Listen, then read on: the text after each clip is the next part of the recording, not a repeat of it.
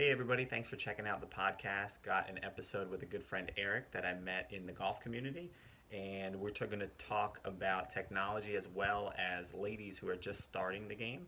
And I think he's got some really good value that you can really check out. So he's over at ejsgolf.com. You can check him out online. But without further ado, here is the episode. I'd love to kind of start off by just getting your background, like what obviously kind of brought you to here today, but where'd you get your start? Where did it all begin for you golf wise? Well, so it's kind of interesting.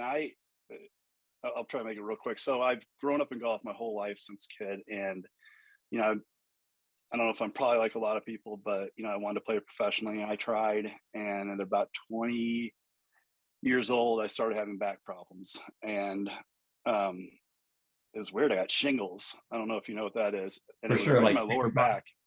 Yeah, Yeah, so it's and I already had chicken pox, so I had shingles, and then it was right in my lower back, and I did, the last 2 weeks, which usually people don't get shingles until like 70. So it was weird that I got it when I was really young. But then ever since that, I had troubles, and I don't know. I went through and I had like 3 surgeries over the next 3 years trying to. I still tried to play. I still tried to do it, and but teaching wise, I had always taught during.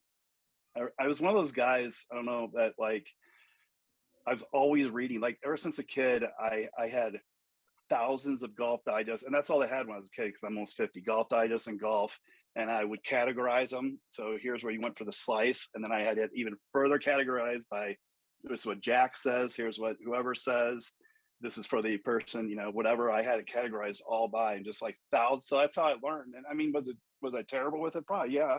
Whatever the tip of the week is, what the person got right then. But but it did get better because I started learning more and more about it over the time. So I was one of those guys that always turned to about it. So yeah, my first love was I wanted to play, but then well, I mean, I just always loved teaching people too because I felt like I just got to help them.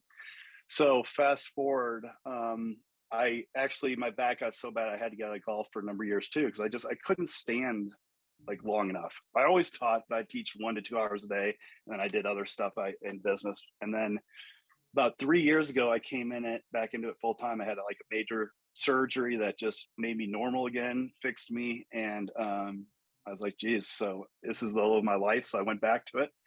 Yeah, thanks. And it's just been awesome. It's been really good for me too because I did stay up for things while I was out, but I didn't own a TrackMan back then. Like when it came out. So I've loved it. These last 3 years have been my favorite years of teaching because I've just dove so hard into the tech and into biomechanics, the physics of it all. And it's been because I'm a very analytical guy anyways. And it was boring back then. I felt like teaching in the sense that like you kind of knew stuff was wrong. Like I'm telling a guy to swing further to the right, and I'm like going, oh wow, this is weird. It's hooking even more. Like that can't work. And they're telling me it works, but there's something really wrong with this thing here. So Hmm. it's like I think all of us teachers knew there was some weird stuff happening that wasn't right. So now it's just a blast because I feel like I just get to study all the time and I'm learning. I think I've got like I don't know. I just do certification after certification, like Dr. Kwan's stuff I've done. I'm working on 3 in TPI, got 2 done. Scott Cowx's, I've done a bunch of his. I've done, I can't even think of any more. TrackMan certified, all kinds of things. But it's all about learning and getting. I just want to be the best I can be at it. So it's like that stuff is just you got to know it these days. I feel like, Of course, yeah. I mean, you've yeah, got the fuel for it, and it looks, of course, like you're taking the steps to be able to, go with the times here, which kind of yeah. brings me into the next topic, which is like, what about the technology really helps people nowadays? How have you seen that unfold over the last few years and kind of see where it's going? Because I think you're doing a great job on your website. I do want to touch on a Thanks. couple things that I've seen recently that I think Thank you. you're certainly ahead of the curve for. But how have you seen Thank you. technology really advance, and how can that really help your average golfer?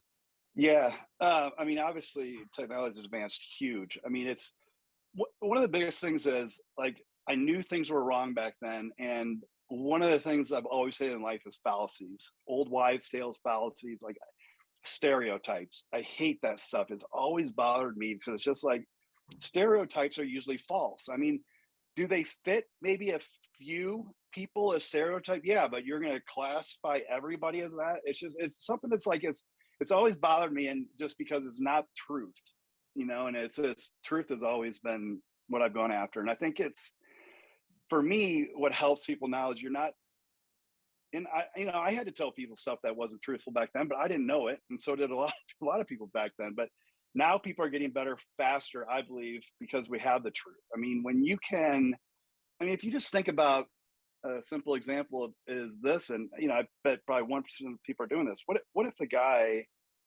is, let's say, already has a lot of spin on his driver or something, but he doesn't have a lot of height, right? So he has a 10.5 or something. You go, oh, okay, let's try like a 13.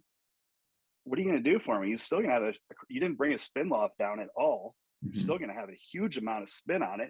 You gave him a higher driver. That's terrible. But that's what probably a lot of people are still doing, I guarantee, instead of trying to bring that number down and just fixing it. But now we can bring the spin loft down and fix it, and fix a lot of things at the same time. So I think the challenge is to not, I don't like dumbing down things, saying dumb stuff down to people, but it's figuring out the right words to say. And I think it's just, I try to say, okay, here it is. I'll explain it to them. Here's what I see. Blah, blah, blah, blah. You're spinning this, this, and this. Let's focus on this today. Let's get your spin numbers down, or whatever I'm working on. Let's get your club path down, which is at a 7 day. Let's see if we can get it down to a 3. And I'm not going to tell them every million reasons I'm working on that and what it's going to do, but they can see the number and go, oh, wow, I'm getting there. I'm getting there. I'm getting there. You don't have to explain every good thing that is happening because of it. And I think, there's just a million examples. I mean, looking at, people are still, I hear coaches still looking at divots and telling somebody they're over the top because their divot's to the left. I'm like going, are you serious? It's possible to have a divot to the left and not be over the top. Mm-hmm. So it's there's just stuff like that out there. I think students are going to get better if they're hearing the truth. But it impresses me more, the older guys, how they got so good too.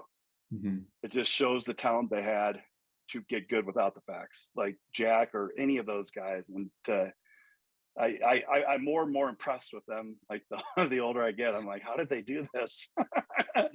Yeah, they just got out there and did it, man. And it's impressive. It's really impressive. It shows that commitment, dedication. They weren't going to fail. They weren't. No, and that's why when people today are like, "Oh, Tiger would be way better than Jackson," I'm like, I don't know about that. Yeah. I mean, Jack would. I mean, if you're good in any generation, I think you're like you said, you'll figure out how not to fail. Mm-hmm. And it's interesting how good they were with. Really, they didn't have much, and they did it. They figured it out. So they got right to it and just got out there and practiced. With a lot of the technology kind of coming in, and you see a lot more emphasis on these numbers, looking at your spin loft, club head speed, what flex of the shaft and all that stuff. Yeah. I'm sure that has an effect on students, seeing what Bryson's doing with the game. He's bringing a lot of light to that. What do you feel like are some of the challenges that golfers have today, like some of the hurdles that kind of keep them from getting to really where they're capable of playing? Because I know we can get into, and we've kind of used that before in golf, paralysis by analysis. How can they maybe avoid that, or is that something that's really showing up for them? Yeah, it's a great question, because I spend a lot of time just studying like how students learn and stuff like that. And honestly, it's a tough one for me, because I don't love being negative, but I don't know. The student hasn't changed a lot over the years. Okay. And one of the things I hate hearing is you hear certain people say teaching hasn't got any better because the clubs have gotten way better, but the student hasn't gotten better yet. So teaching therefore hasn't got better. I mean, how do you figure that one out? But they did, some people. But right. I mean, it's just students there's not a lot of them that have the drive to go through failure and work through failure and to go through these feedback processes. I mean, they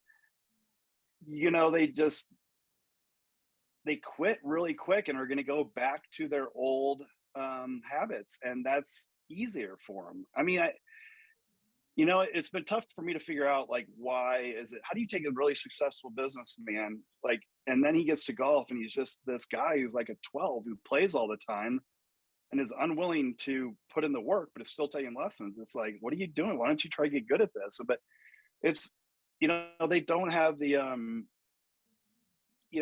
don't know. I get a lot of the people who commit to my 6-month programs. I see them weekly. I tell them they have to do something every single day or they're not going to be part of my program. And the part of the program is I tell them all they have to commit to is 5 minutes a day indoors. Okay. They don't even have to get balls. That's it. And I want them doing really slow motion moves. And you probably wouldn't be surprised, but there's a lot that can't even do that. 5 minutes a day of slow-mo moves. Someone will be like, oh, I'm sorry, Erik, I missed it all week, but yesterday I went and hit balls for 2 hours. I said, well, that's great. That was absolutely worthless, but let's go on and start today. I don't say that. I'm with you, brother. But no, I tell them, I'm like, I ask them again, are you sure you want to be part of my program? Because I'm not going to do this if not, because I think part of it for me is I want people to get better.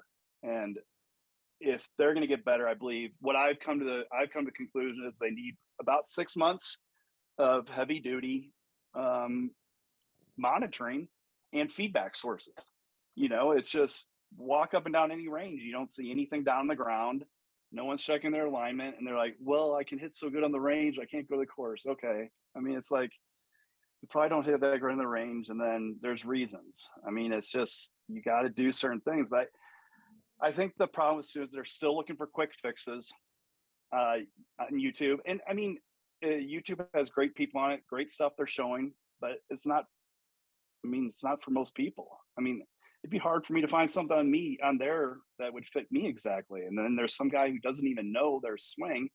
I in all these years have had yet one person, well, okay, I can say I've had one come to me and tell me what was wrong with their golf swing that was correct. Everybody, oh, my hips aren't doing this. Yeah, we get it all the time. Yeah. Well, you mean your 30-yard slice is all on your hips. All right. Got it. What are you coming to me for? Yeah. I mean, it's just like, so, I mean, it's what I don't know. The challenge of today, I think, are the same challenges of the past. But boy, they have so many more resources today. I think there's people who are getting better today, some, but then there's still a lot that are staying in the past, unless they're willing to work at it correctly with proper feedback. I mean, we have the tools today. I tell them what they need to do. I tell them, the block practice is killing you. And then, like I have a guy who will hit 7 irons nonstop. And I tell him, okay, you can't do it anymore. It's not working for you. Okay. And then he goes and plays and shoots a 95. But Erik, look, I was hitting my 7 iron so great all day yesterday. So, well, that's great. Anybody can after a while. Yeah. I mean, it's like, you just can't. You got to do different practice. So I go, why don't you? I tell them play a course on the range over and over and over. Just keep playing a course that's in your mind. Mm-hmm. But it feels better to hit a 7 iron good, doesn't it, than to hit some shots that are only 80% as good because you're not used to hitting your 4 iron. But you're going to get better that way. So I think it's the students. I feel like they're just they're still in this phase of quick fix. I'm with you.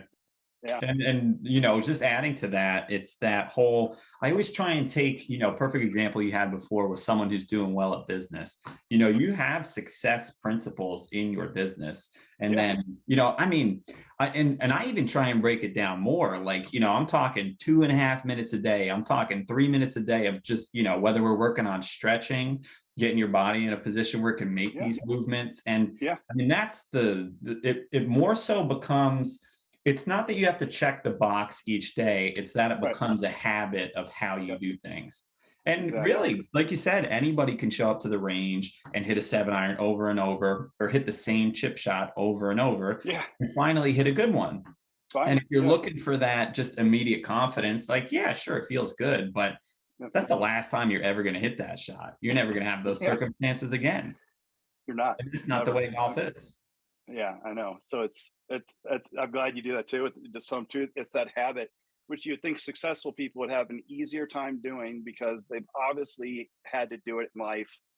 And really successful people, I feel like they're good at doing things. I think like the big difference with people in life, the successful ones and non are successful people do the things that non-successful people don't want to do. It doesn't mean they're fun. I mean, they just know that I have to do it. I have to get up and work out at 4:30 or whatever it is. It's like, doesn't mean, I can't wait to get up at 4:30 and work out. I can't wait to go do this. It's like, I got to do it though to get where I want, they'll say, or whatever it is. And the successful, they won't do it. So it's interesting that it doesn't transfer to that. It's interesting. It's really interesting. Yeah. So Yeah, it's a whole, we're, as human beings, I always try and bring the human condition, is what I call it, into golf. It's like, yeah, we have to work with this just as much as the mechanics and yeah, everything that's going on. yeah. It's a lot bigger mess probably than the golf swing and the human condition. Sure, sure. Eric, I also wanted to touch on too. I saw that you have, speaking of some of like the myths and some of the cliches in golf. Yeah. I saw you have your women's golf clinic, and you do a lot of work with that too. Yeah. What are some of the cliches about women? Because I've seen a ton of growth in women's golf. 5-6 years ago, I wasn't going on the course and every time seeing ladies out there playing. But Yeah. I'm curious your perspective on that, how you see it's growing, and really, how women can utilize what's going on. Because just looking at your program, just so my lady CJ, we got an opportunity to play Wingfoot because of who she is in her job. And that's really helped her get a promotion and all that. So I wanted to touch on that because I know that's huge for a lot of ladies out there. Oh, it's massive. I mean, the stats just show for like, I was looking at one the other day with my wife, how much business they lose out on just not being able to talk about golf is huge for them. But I think early on I formed this thing of, I got so sick and tired of hearing guys saying comments of, well, okay, I'll tell you this. I was getting a lesson the other day and I heard this. I was walking off the range and I hear these two guys show up there. I mean, they're in jeans and stuff. And I mean, these guys are just hacks, like total, just looking at them. And I know, well, I actually know they're total hacks, but I hear one of them go to comment to the other. He goes, well, thank God it's not ladies' day today. And he's saying, it's not slow, Well, I mean, first off, women are proved to be quicker than men. I mean, they did this massive study. Women do play quicker than men. And it's just like, I've had so many examples. Like I took 3 ladies on a playing lesson not long ago, and the starter goes, we're really busy today to me. This is what he said to me. I go, oh, that's great. And I just stare at him. And he's like, well, what do you think? He's like talking like that to me. I go, what do you think? What do you mean? I'm starting to get pissed. I go, what do you mean? What are you talking about? He goes, well, you have these. I go, I have what? I started talking louder so they could hear. I go, and I said, do you not want them to play today? Is that what you're trying to say? He goes, no, sir. You have fun. You have fun. You guys have a great time. Because I get irate about it because this guy's like 80 years old. He's a starter that does like once a week or something. I'm like, why are you even saying that? It drives me absolutely berserk. And that's why ladies, a lot of them hate playing. It's because of assholes like that and assholes like these guys who are like, oh, it's not ladies' day. Plus, they don't leave them. Guys won't leave them alone on the range with their tits. I mean, just stuff like that drives me nuts. So getting to your question of ladies with this is, I feel like there's a lot of ladies clinics and a lot of things out there that talk about you have to get better to go and play. Like, okay, ladies, come here. We're going to be this whole group and we're going to have women's power and we're going to get better at golf so we feel comfortable to go play. You're not going to get it because you're not going to feel comfortable around the men, to go play it. And where's all your women then when you go play with 3 men? Oops, they're gone. Your women power is over. So it's like, I tell them anybody can go play any day you want. I don't care, because if you can go watch not tournaments, like events when they run out the course, a guy who plays once every 4 years shows up missing the ball. Why can't a woman go do that? Mm-hmm. And she can. So I teach them, my basic principles that I teach them are, if you're playing with a group, it's a par 5, figure out how many strokes you want to take on the hole. If it's 6, take 6. I don't care if you want to putt 2 of them and you want to chip 2.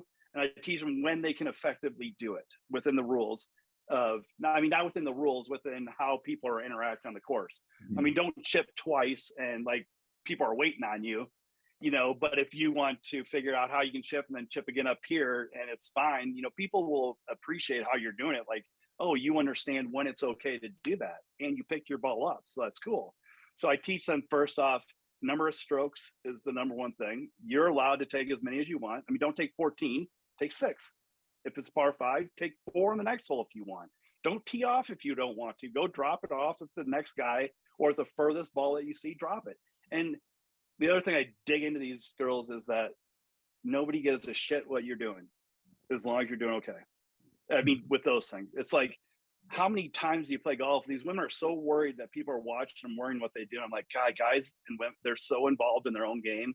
They have no clue what you're doing unless you're walking over their line or doing stuff like that. But otherwise, they're so self-absorbed with whatever they're doing. And women don't think that, because women in general, they're not thinkers like we are as men. Like, they are more compassionate. They may think if you duff the ball, like, oh man, I'm so sorry. And like, no, don't tell them that. Just move forward. Go your next shot. You know what I mean? You don't have to tell them you're sorry and hope things go better the next time. It's like, so just they give them the confidence like that to go play and not feel like it is based on, we practice. I have them do things. I teach them to get better. But I don't want it to be based on they have to hit the ball a certain way, because they're not. If you base it on that, when are they going to feel ready? Yeah. There is a 30 handicap good enough? Is a 25 good enough? If you're playing with if your boss is a 4 and you're a 20, you're not going to feel good enough. So it's like, to me, it's I've always played with people, and as long as they play like that, I respect the hell out of them. As long as they don't step on your line and stuff like that, and that's what I teach them. So they're ready to. I feel like after my event, they're ready to go play golf that next day. I feel like you hit that. And they do it. It's a perfect way to frame it, because how long would it take your average 20 handicap to get to a 4? We're not going through a 4 or 5 year process. Yeah, exactly. Just being able to get out to the course, enjoy the experience of it. Yeah. Not in a USGA event here. Just moving along, being able to talk golf, like you said. Yeah, and that's huge, being able to talk golf. And I told them to, watch some golf tournaments on TV, so maybe you hear some wordage and verbiage and get to know some stuff like that. And I give them a list of verbiage so they can look at it and understand it a little more. And I try to use it around them. But it's they come to me and they'll call me back and tell me how shocked they are, how everybody was so proud of them afterwards, how they handled it.